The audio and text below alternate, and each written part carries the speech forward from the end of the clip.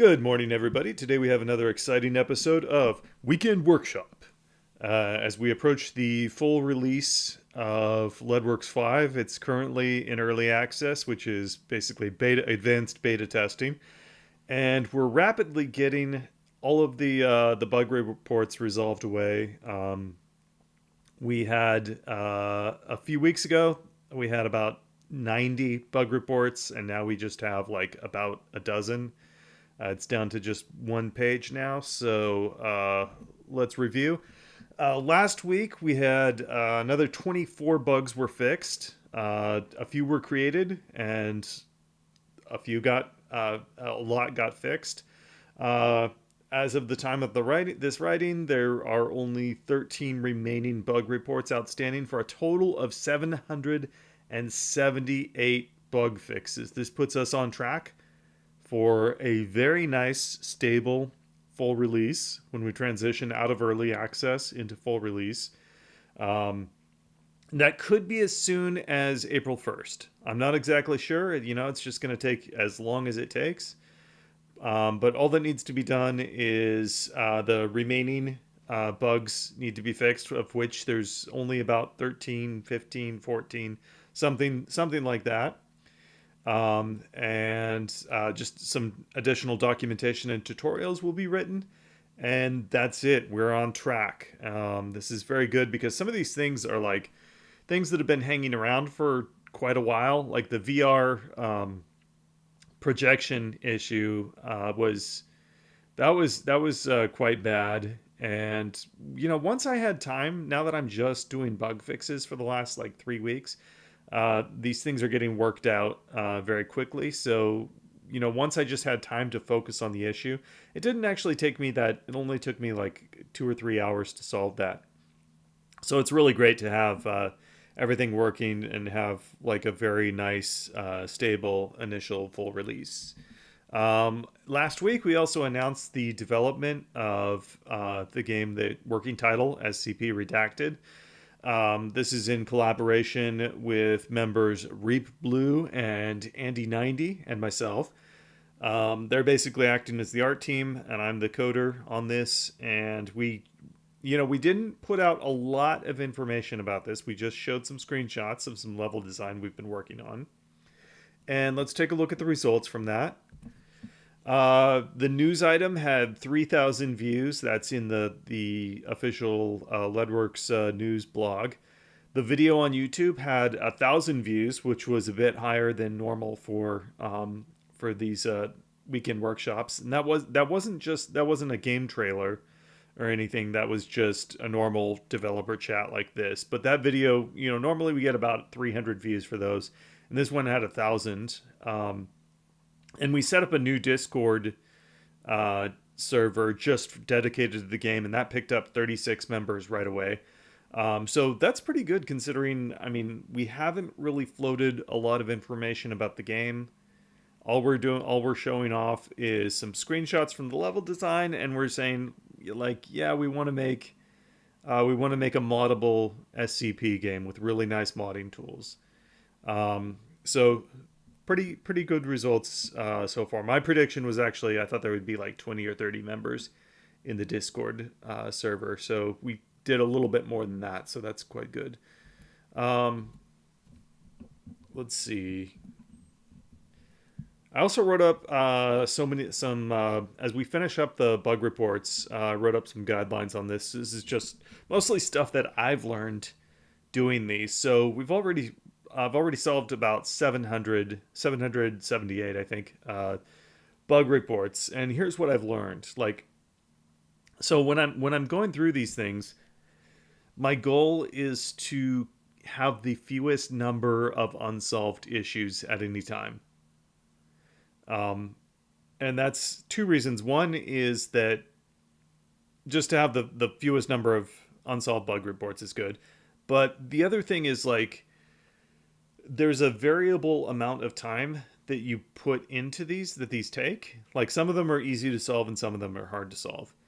But I have kind of a fixed budget of how much time I can put into them total.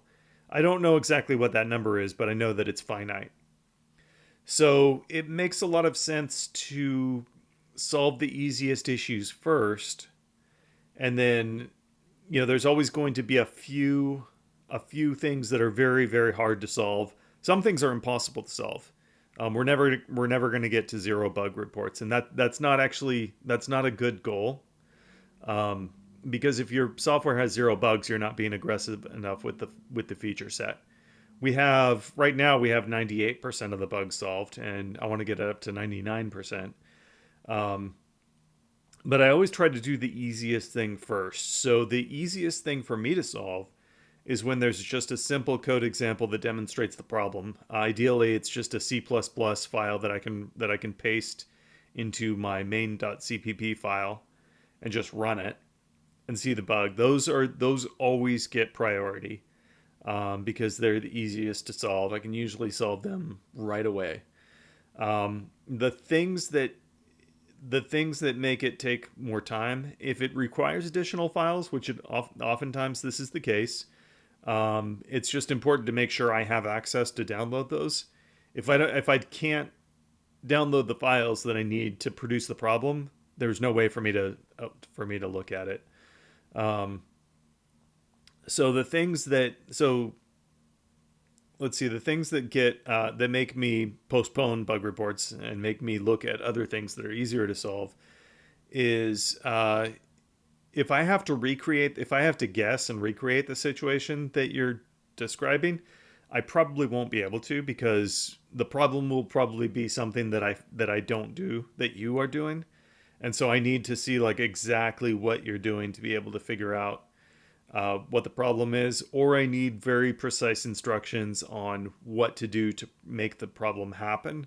Sometimes it's just something in the editor where if you perform a certain sequence of events, then the bug appears. Then I just need to have the instructions to make that happen. Um, if sometimes I see, for some reason, people are sometimes reluctant to start their own thread. They want to post in somebody else's thread. If you do that, you're probably going to get ignored, not intentionally, but just like I won't be able to keep track of it. Again, there's like, we've gone through over 700 bug reports like this. So the problem needs to be described in the initial post of the thread. If it's added later on, or if it's, either if you add something to your own thread that is sort of unrelated, or if somebody else adds something to somebody else's thread, then it's very likely that it's going to get ignored. Um, so we can have an infinite number of different threads of different forum topics. So don't be afraid to create a new one. Um, Would this be helpful? As you fix the bug report, you close that forum blog down so that it forces a new bug report, so that when you're looking at the new blogs of the forums, you're only concentrating on what's new that's coming into you versus what's been closed out. right. So what I do when an issue is solved, I mark it as solved. I don't lock the threads. Mostly that's because it would require too many clicks for me. Um, sometimes there is reason to have replies to them, but this goes into my next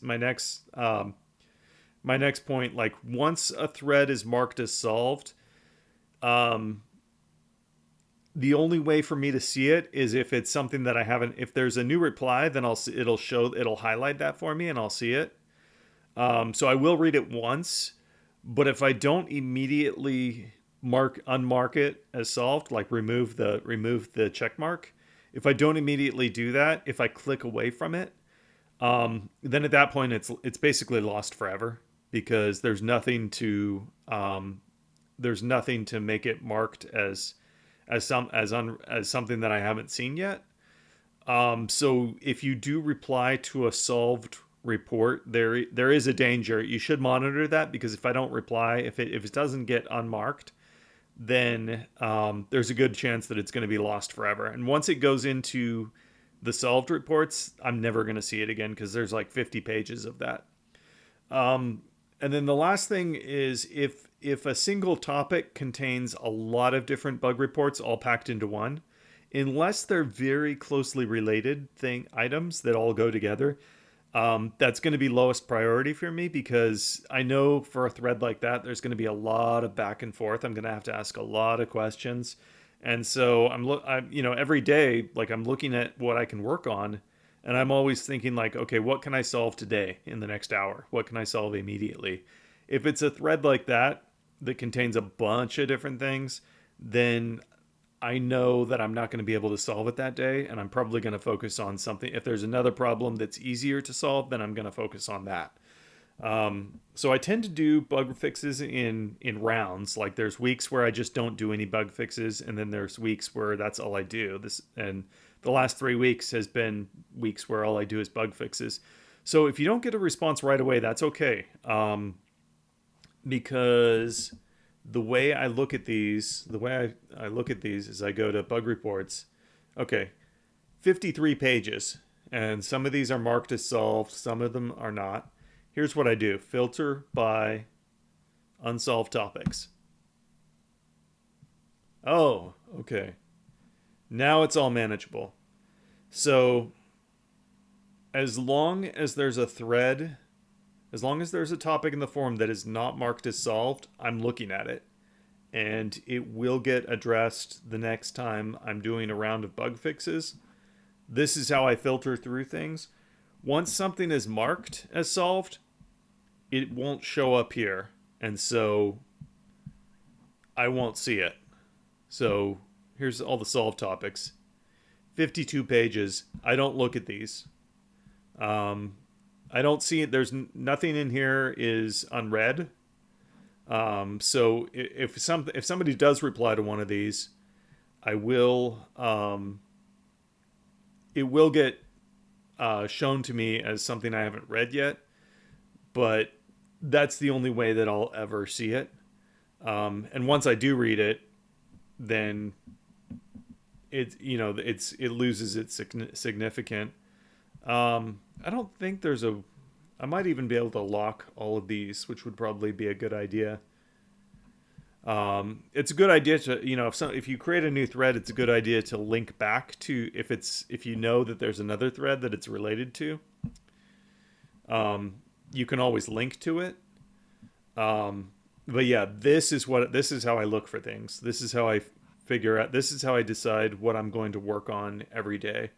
Is these, and we have a couple of issues right now that are awaiting a response because I can't make the problem happen. Those I give those some time, but if I don't get a response after about a week, I'll probably just mark them as solved anyways. Because it's like if there's no way for me to move forward on it and I can't produce a problem, then I'm just gonna clear it out. But yeah, we're getting this is all that remains, so this is quite good. I really appreciate your guys' help. There's no way I could do this amount of quality testing without you, and so your feedback on this is extremely critical. So thank you very much for your participation on all of this. Um, any questions about that?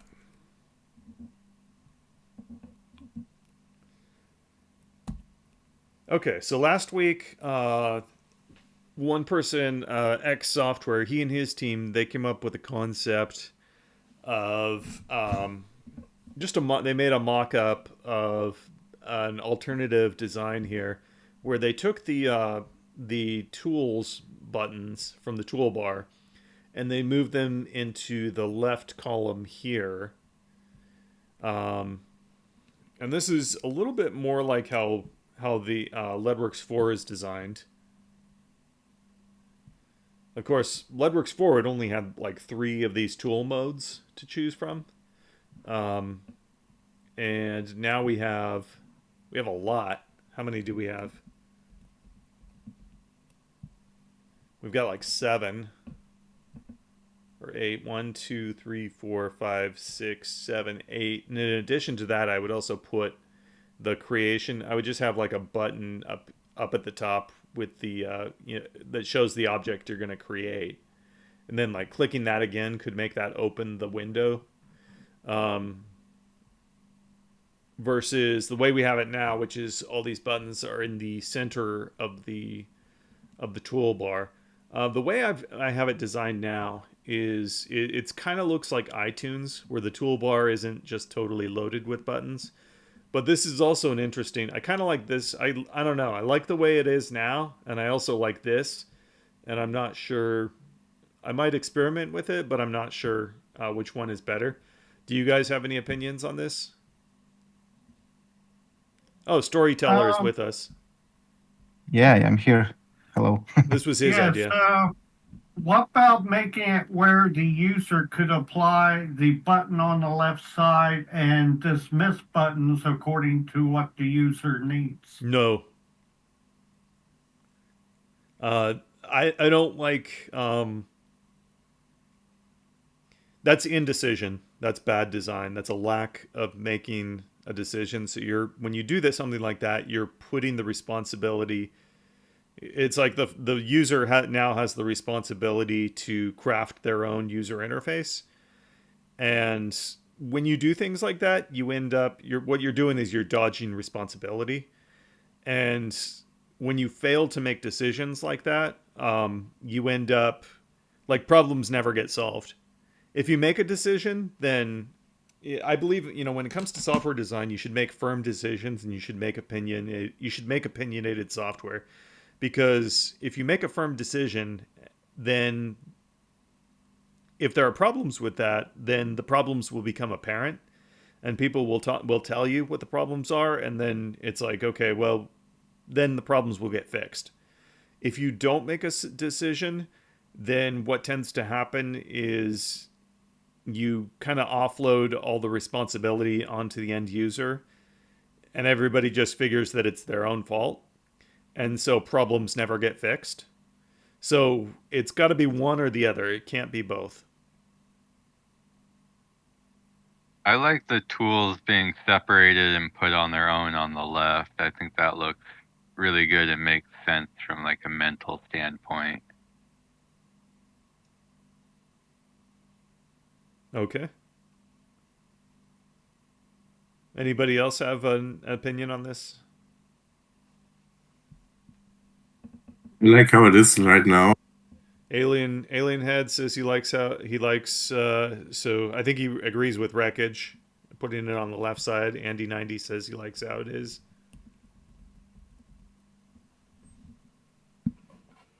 I don't know. I can sort of like I can go either way.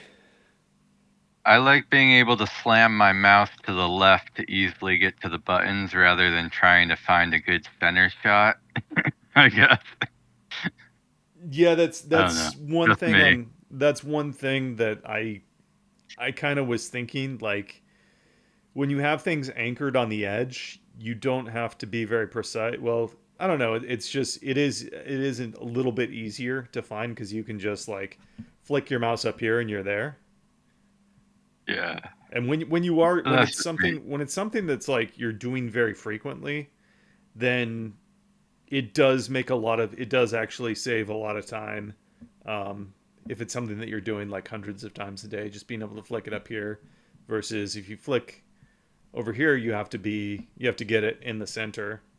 Whereas here, you don't really And have you to can't look. go all the way to the title bar. You can't overshoot. Yeah, that too. Whereas here, it's like it's That was the whole point, to make quick access really quick in this concept. so yeah. Like, I do understand that perspective. So I'm willing to experiment with the idea, and just we can experiment with it and just see how it is. But I'm curious to see what you guys think. The reason I commented the way I did was because I use open source engines in the past and they were indecisive, and you could make decisions how you want it set up. Um, that's why I spoke the way I did. Yeah. Well, I have strong opinions about this kind of thing because just based on experience. One thing that open source software suffers from terribly is a lack of decision making, because it's It's driven by people who are programmers. Um, and people who are programmers aren't always the best designers. They're always trying to always trying to be everything to all people. And when you try to do that, you end up being nothing to nobody. I mean, you end up compromising everybody's user experience. So Yeah, yeah, I that's mean that's like something being a that jack open of all. source is very guilty of. Yeah, that's like being a jack of all trades but a master of none because you're trying to please everyone. Exactly, exactly. So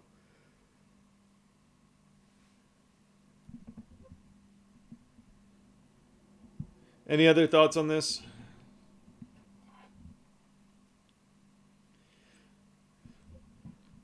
So I'll try it out, and we can just see how open source is usually a masterclass in bad design. Yeah, it is. The only open source projects that work is when they're copying somebody else, like OpenOffice or LibreOffice, I guess they call it now, because the design phase has already been done, so everybody's sort of on the same page about how things should work. So with that said, this is a good I time. do have one question. Is the April 1st goal is for 0.99 or is it for 1.0 version? For the full release, and I don't know if it'll be April 1st. I'm just saying, like, at the pace things are going, I could see that being like realistically that could be the first possible date for it.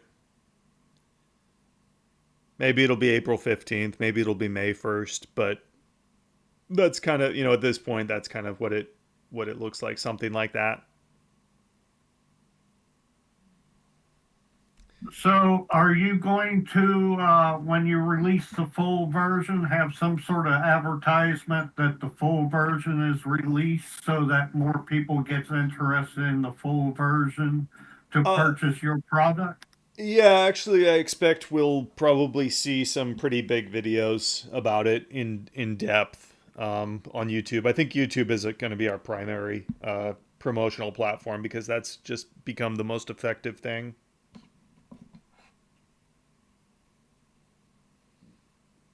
So yeah, I expect to be working with some of the major YouTubers, and I'll give them like plenty of time to prepare what they need to ahead of time. So,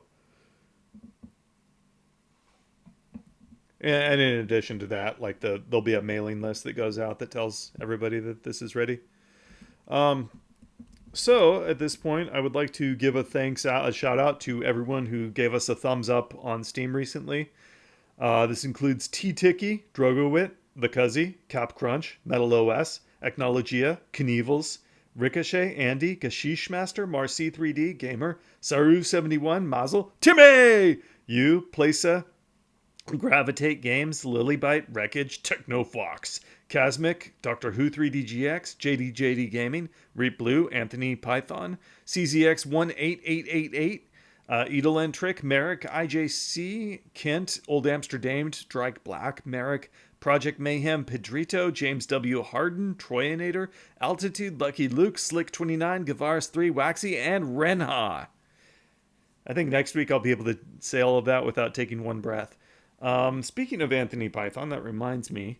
One of the one thing that came out of the making my own game.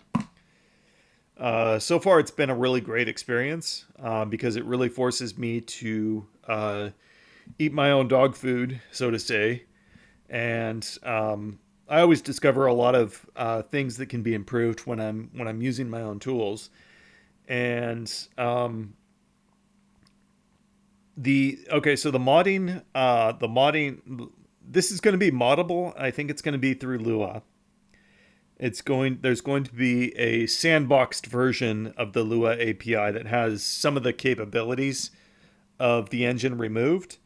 So it won't have direct access to the user's file system, among other things. So this is done both for safety, and it's also done because I don't really want to give the whole engine away.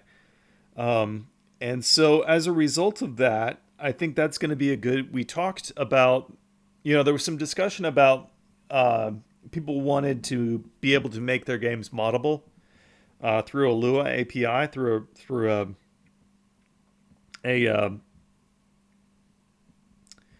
a partial version of the full Lua API. And I think as a result of this game, you're going to get that modding API for use in your games. I think this is going to force all of those decisions to be made. And so by me making a moddable game, it's going to force me to kind of decide where the boundaries are going to be for your games to be moddable. Um, so that's one of the benefits that you're going to get out of me making this game. I just wanted to, and I think Anthony Python was somebody who was asking about that quite a lot. So all of those decisions are going to be made. Yes, yes, yes, says TechnoFox. From the Leadworks so much. Alien Head, you have those. There are 3 rotation toolbar buttons right now. Those are the rotate 90-degree buttons, right? They're in the editor right now. Unless your window is really small, and then they're not. They're not. So, okay, let's take a look at the Leadworks interface. With Leadworks, you had a ton of toolbar buttons, and I actually didn't like this because I find that when you have too many toolbar buttons, you just stop using them. And so my design idea was to just have a smaller number of buttons and just have the ones that you use. But I don't know, I do see your point with it is easier to grab to, just fling the mouse over here and select what you need quickly. Especially if these sidebar buttons, if these are a little bit bigger than the toolbar buttons, then that does make sense. So I'll experiment with it and you guys can just try it out and show me what. Okay, because your window is too small. Your window is very small. If you make the window bigger, then those buttons will appear. You might be on a laptop, maybe.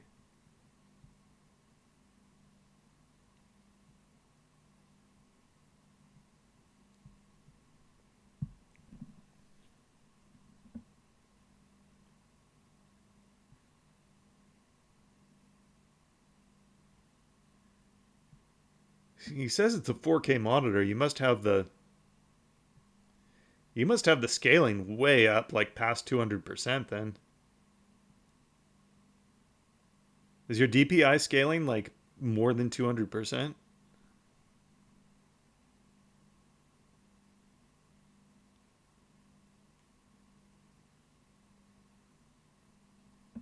Yeah, because that looks very, very low resolution. I mean, not resolution necessarily, but let's see. But the scaling seems very big for the window. Oh, 300%, that's why. Okay. Is it a laptop? Because I've got a 37-inch monitor, I think, or 32-inch. No, I've got a 29-inch 4K, and I always keep it at 200%. I think it recommends like 150%. I'm surprised it recommends 300%. I would try 200%, but I mean, maybe it's a small display so that it needs like a higher. I'm not sure. Yeah, mine's like a 29-inch 4K, and I keep it at 200%, and that's about the equivalent of a. Yeah, it's the same as. Yeah, that seems like 300%. It seems like the text and everything would be huge.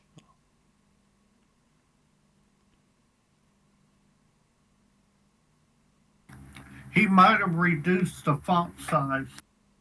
Oh. Let's see what he says.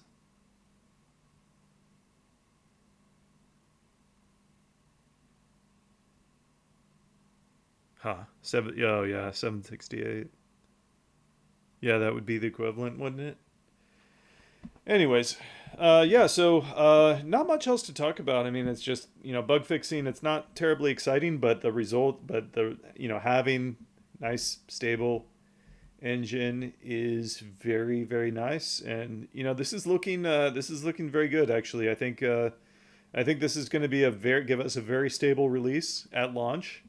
Um, Due to we had a very long period of early access, which is basically beta testing, and it was through your participation in this that we were able to do this. Particularly, Drake Black has been extremely helpful. Really appreciate his help. Um, let's see. Yeah, golf clap for everyone. Alien Head has posted quite a few recently. Coolx, Stone Das, BO6, Bayo6, you.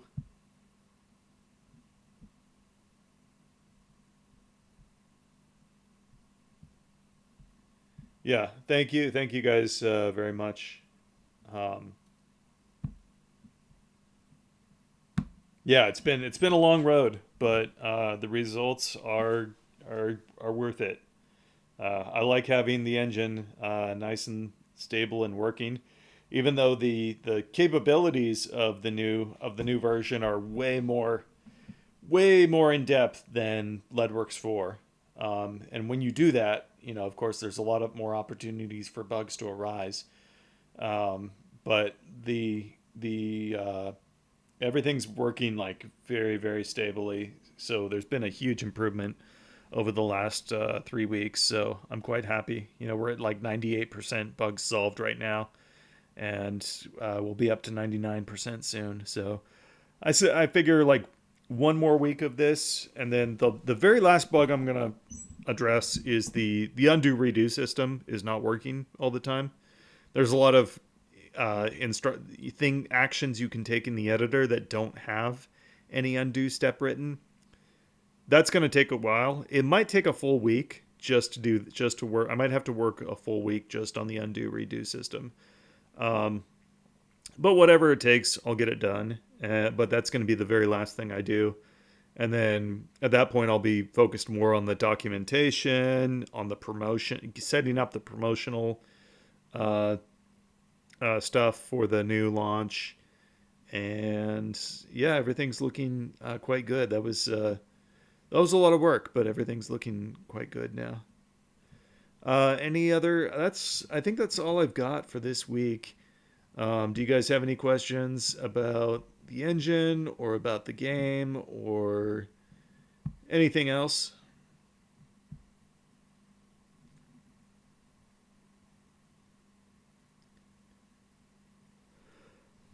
All right. So if that's everything, then I'm gonna stop the recording here.